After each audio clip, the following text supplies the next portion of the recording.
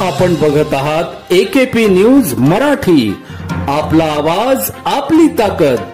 Subscribe करा, share करा, like करा। AKP news Marathi. नाशिक शहर पोलीस आयुक्तालयातील उपनगर पोलीस स्टेशन हद्दीत 26 ऑगस्ट रोजी नाशिक पुणे महामार्गावरील शिवाजीनगर येथे SBIचे ATM मशीन आहे। हे मशीन फोडून त्यातून पैसे काढण्यासाठी गेलेले दोघे चोरटे यांना कुणीतरी येत असल्याचा अंदाज आल्याने तिथून ते त्वरित फरार झाले। मात्र हा सर्व प्रकार CCTV कॅमेऱ्यात कैद झाला होता। याबाबत बँकेच्या फिर्याद दिल्यानंतर उपनगर पोलीस ठाण्यात गुन्हा दाखल होता।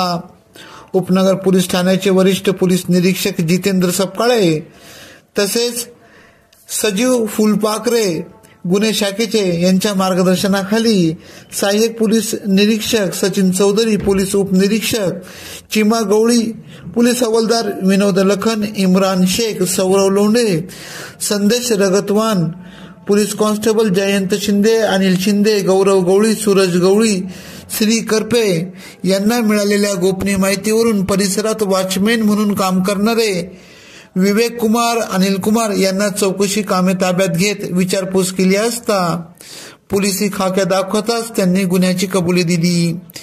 एकेपी न्यूज साठी ब्युरो चीफ अनवर खान पठाण, नाशिक।